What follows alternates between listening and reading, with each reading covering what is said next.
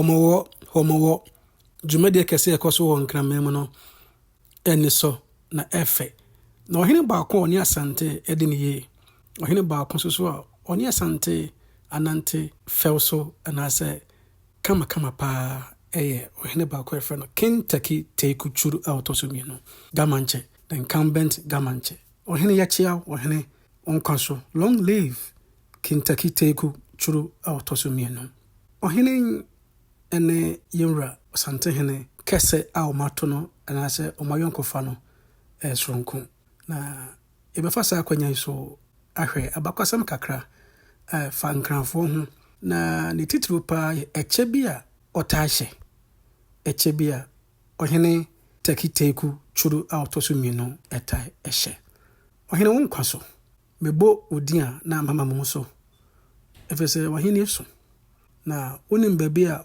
odidi koduru na onim sa asante asante anya wona wode kan ye ohene a na ye frɛ no takitawia a odi kan Ga Mantse hen a na frɛ no takitawia odi kan so beye bi na ya kyerɛ mebam mɛkyerɛm de ntem so ohene bi de kan beye bi momien hwɛ eche a ohene eta hye ohene takiteku churu autosumi no eta hye sa eche efrehefa na ekyerɛsɛn na die na wasema ohene takiteku churu autosumi no ehye sa echewe eche a ohene takiteku churu autosumi no anasa Ga Mantse bia obabia awase de ma wo hye no ye frɛ no the antelope crown adowa fai na anam se adowa eka the antelope family no ntino and ye frɛ no the antelope crown. Sache is made from the skin of the antelope. In Cranfondo Mufen Adowa enti Adowa fire no ejinoma. A cha ye de Adowa ngoma ana aye and has anwene. Na the insignia of authority of the Ga Mantse. So befra so we Ga Mantse. Na sache ninshaw na wonye Ga Mantse. Und mi fa unsense obuse oye Ga Mantse kopem se saache yede bema wose fashe na hwamu ne de ma Ga Mantse anase eche no edahen na wafa ahye omo ye custodians no omo ye a subdivision of the Gamashi I from Assyria the Assyria paramountcy anase the Assyria division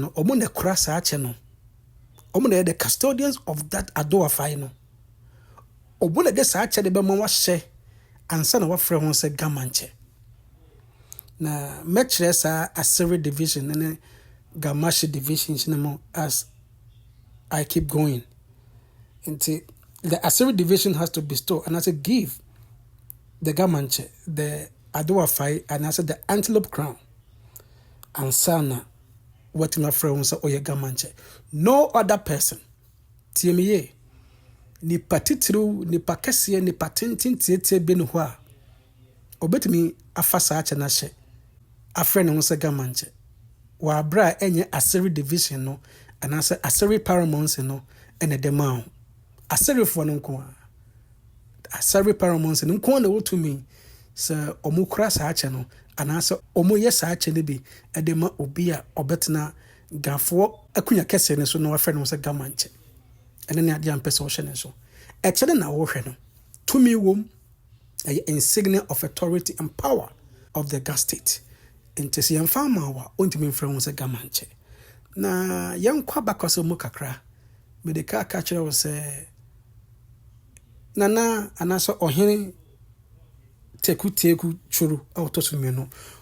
Oni asantentem ego, oni asantentem efe. Ahini menu eso a omuhia de nkomo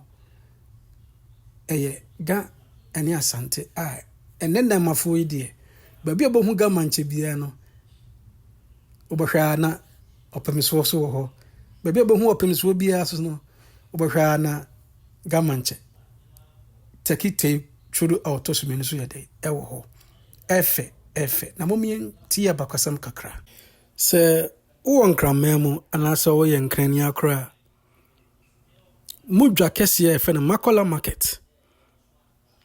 market mfimfini pɛɛ nkanahene baako bi statue esi hɔ na saa nkanahene ɛfɛ no Takiteria a ɔdi kan yɛwɔ no 1817 na 1862 ɛna obedi akonya sɛ Ga Mantse na ɔhene wei na Governor Hodgson, the British Governor Hodgson pɛn so ɔyɛ sɛ nka ɔhene wei mfa ne tumi ɛne ne kɛseɛ ɛncooperative nka wɔnka ɔmo no nka ɔmo nkɔ asante ɛnkɔgye sikadwa ɛmfiri asantefoɔ nsɛm because ɛne the symbol of authority anaasɛ sovereignty sikadwa no ɛyɛ the symbol of authority or sovereignty asante kɛseɛ ne mayɛ ne tumi no ɛwɔ saa golden stool no nti ka saa ɔhene yi Takiteria ɔdi kan nyame mfa ne kra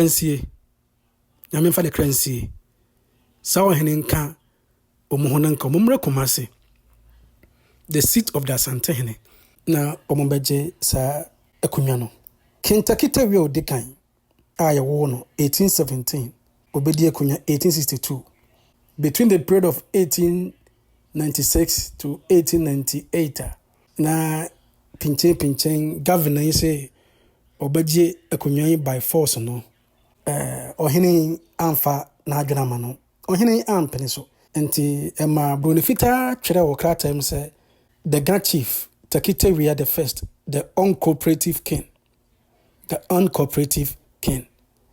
nti ɛbaa sɛ ɔwɔ sɛ ɔmo yi ne firi nkran akɔsɛ Broni sɛ ɔbɛfa adeɛ nomum ɔde ne brɛ so bɛgye asante akonya nti ka ɔmo hia local backing ɔhene yi ampene so nti he was exiled ɔmo de ne kɔ Elmina in the year 1880 ɔmo de ne kɔ tena Elmina saa for 3 good years so between 1880 to 1883 na Ga state ɔmo ne hene ɔmo si hene foforɔ na ɔmo nsi hene foforɔ ɔmo twɛn ya sɛ ɔhene yi ɛbaeɛ ya na asante wɔ bakɔsɛm sɛ Nana Prempeh the first yɛkyɛ ne kɔɔ sessions no asante akonya dampan anaasɛ ɛda hɔ a mfeɛ bebree saa so na nkrafoɔ die so ɛkɔyɛɛyɛ yɛkyee saa ɔhene nkrafoɔ ansi hene o ɔmo twɛn akɔpem sɛ ɔhene ɛfiri Elmina ɛbae 3 years later which is 1883 na sɛ dɛ mekaeɛ no ɔhene yi ampene so because na Ga state ɛyɛ civilized state na Ga state no ɛyɛ civilized nti wonya saa ɔhene no tumi ɛma no bɛka local champions no te sɛ fantefoɔ ne akyemfoɔ ɔbɛka ɔmo ho a ɛna na manya strong local backing ɔhene no ɛweaken the British local backing ɛna kɔfa wɔtan bɛtɔɔ ne abɔfo no ntɛm nti ɛnyɛ ɔhene King Takiteria twuru a ɔtɔ so mmienu na abɛyɛ bi ɛfa asante ne nkrafoɔ dɔ a yɛwɔ ma yɛn ho ɔhene a ɔdi kan Takiteria the first koraa so bɛyɛ bi ɔkyerɛ ɔdɔ ma asanteman ɔkyerɛ adeɛ a ɛnnɛ awɔ sɛ asanteman anaasɛ asante nkyirima ɛkae ne yɛhu sɛ yɛne nkrafoɔ nyinaa yɛyɛ nuanom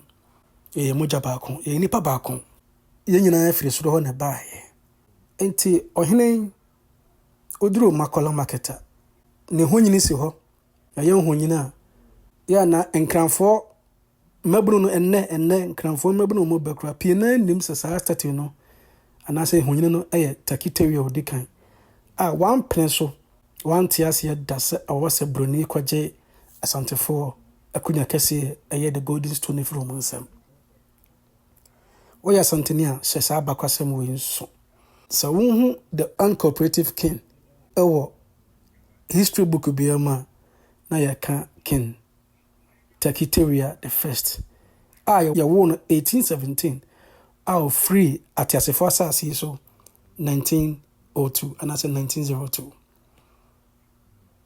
wani abakwasɛm kakra ɔwɔ sɛ ma nkrafoɔ mabuno ne asante mabuno so ɛkae na ɔmo hyɛ ne nso yɛ na time bia yɛka asantefoɔ ne nkrafoɔ nkitahudie anaasɛ ntawantawa anaasɛ nsawoso a na yɛka the dodowa war. Dodowa war so nya nkranfo nko ne ko ye. Asante ne nkran ni ntokwa bia.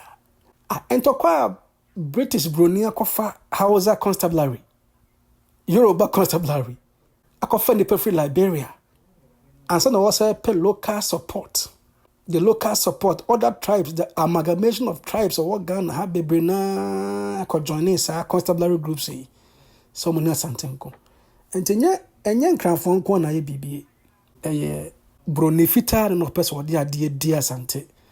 No pese wode ade ya ehya Asante ni ase. Nti ofrefre dom. Se obomra no mani Asante emeko. Ye ne nkranfo ewa abakosem. Ye ne nkranfo eye nuanom.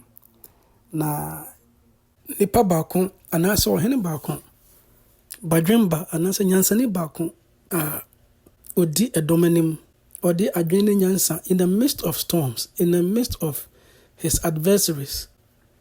Onam de mu odi mu court case ene ensema eko ebanyina no okai se also wonya better relations with Asante. Ohene Kentucky Teku Churo the second. Nyese kunyo obedi na manso ni ho. Anso nyame de ne nammo.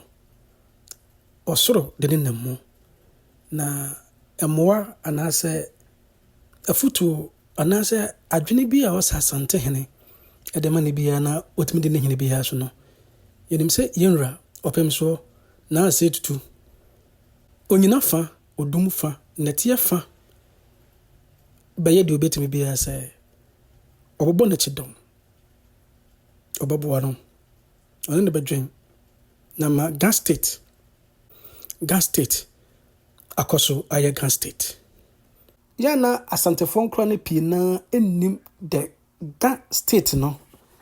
The nkrafo na hini no tumi ewum ene ne kese ye. Enti ye be the traditional structure of the Gas State no na washanen so say omo so wa de efe na omo di Homowo bia na ka hu se omo so ye wodie pa omo so wa bakwasem omo wakasa be se nwajeke omo si mwache omo so firi so ho na ba yo se de nyine firi so ho na ba ye no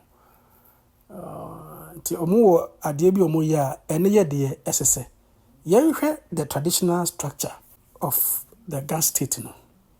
Menim se oya Asantene anase kaniba wotate ulome ena Ga Mantse. Ulome no hwan ena Ga Mantse no so no hwan. So wonya tuwe yase a ubohu the traditional architecture anase the structure of the Gas State. And kamia yese ulome na Ga Mantse omo compete for power. And so enkanene no ho. Obia wojuma odi. Ulome wojuma odi. Ga Mantse wojuma odi. Na se de makachro no. So what Israel ya na free soro ho bae. Ye dwumadie ya setenam ye suni e ban te se Bible mu ahemfo mu bae. Twerɛ kronkron no titru the Old Testament no. Asembia Old Testament ne kafa tete ahemfo ho. Ene adedie ne akunwa ho no ene yen ebeni nkranfo ebeni akamfo ebeni yenunom yefrom igbofo mu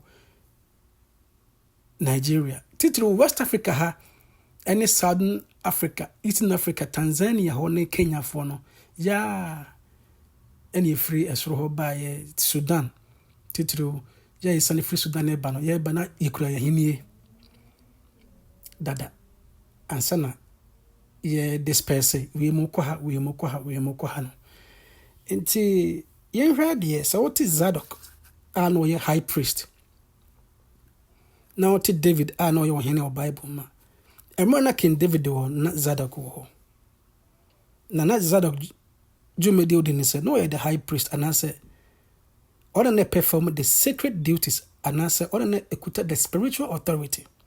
Not David ye the royal authority and say that obia na performing administrative duties. Sa na wo sa free emra hini e bae. Oba Asante mema nke ka konfanochia na yaka kwa manhene chire beye Kumasi hene na Asantehene.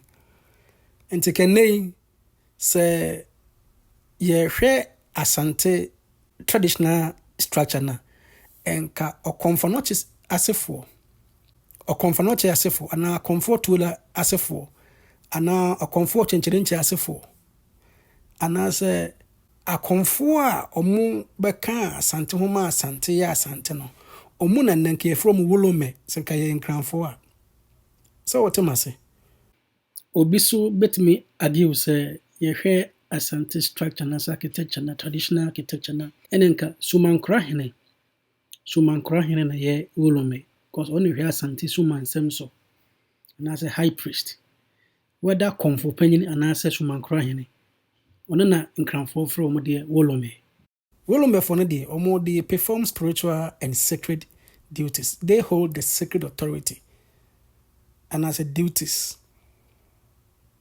Ga Memu. Sa asno ba ye asantefo na ye de ne akomfo tina me de akomfo nyansani komfo anoche edi kan no tuda mo chenchirinche mo edi be mo no asade o call Bible mo kachro Zadok ano ye high priest na David so the king and as obi no perform the royal functions and as okuta the administrative duties na asema awase kato homa enkyerema be hu se na nkranfo no de omu firi soro ho banyina omu firi soro ho eba ama omu mu ebeche omu mu ebeche ma ebi makọ present day Nigeria ebi kwatena baabi a ye na efre ho Togo ne nasefo no ama ebi so ba Ghana no omu de no mo ne wolomefo no nenam na omu leader ana omu panyina na odi omu nim no wolomefo. It was until the mid 14th century no and now munya baby say Ga Mantse and as a kingship. That is when kingship emerged. And it was the Wolome that performed two duties, leadership duties and spiritual duties.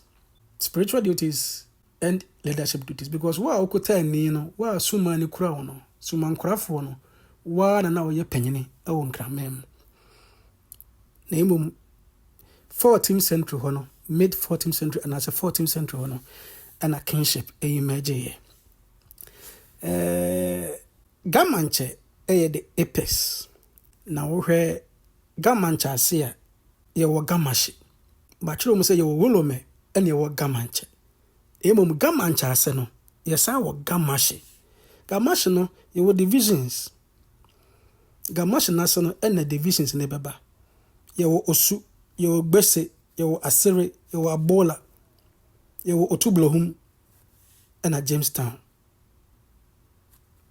Omone the first division.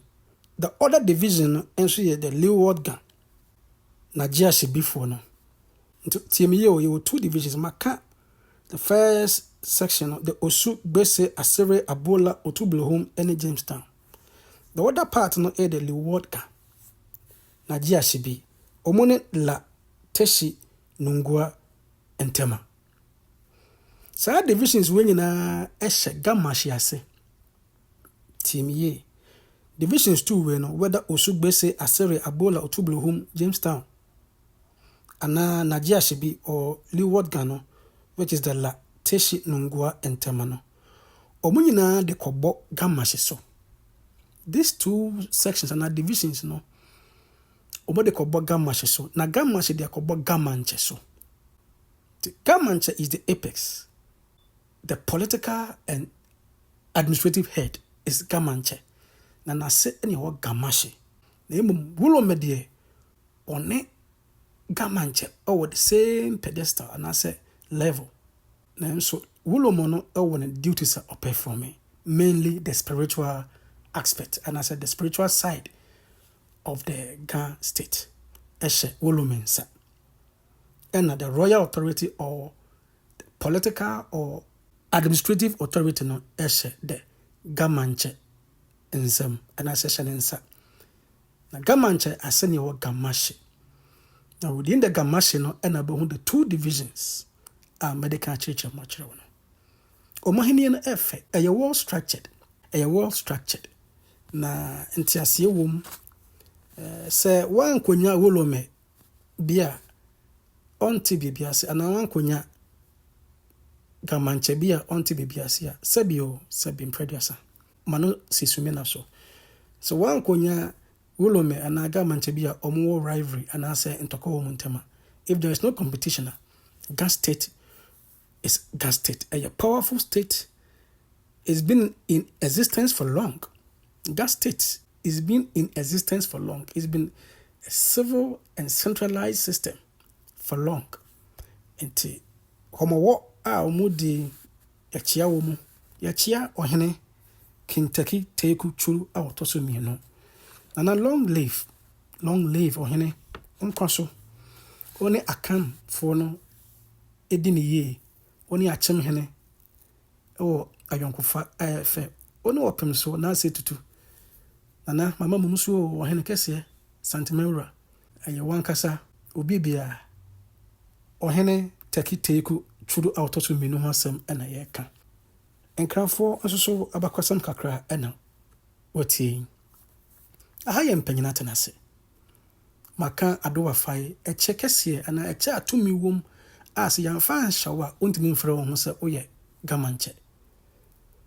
Machira wo se wolome ene Ga Mantse omone mpanefo a omo won kramem omo na tumi kutom enso obia wo functional play obia wo dwomedia odi ena machiro mo se Ga Mantse ase ene wo Ga Mantse. Now within the Ga Mantse no ene wo divisions machiro divisions ne mo machiro yonkofa a asantene nkran for ewo ena machiro se ye po bia modern day Ghana one Asantehene dini ya ayo hene Kentucky teku churu autotu mino baby opem so etaye wo bia no obatu ani ahwehwema na ohene kese so ewo ho ohene onkwaso yeda wase asantema beka wo mpanyina tenase medo besia wo question bia obetime busa wo baby a so de ka abakwasam anase enkoma na me no di ye ho a emfere faka ho na emom emawre mfise oba subscribe, like this video and share. Mama yenyo no mo nkran ho se nyina ye baako. Mama yemfa odo ene nkabomu entena. That's an message bonche.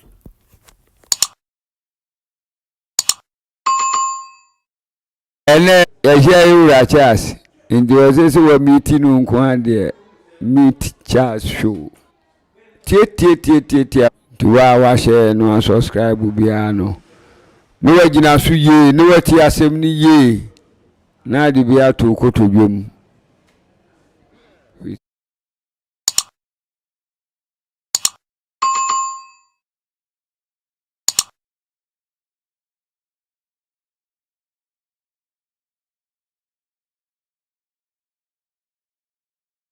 Channel so ene ni papi na ne di nkita ho. Nti obi kaka sebnesa anya woda wo akwanya se wo so baba so na wabetneten kasa no ana se wabekere wadwen beka abusuen ho subscribe like video no na share ma pi na so enya bintie ana se omunya binhwe medase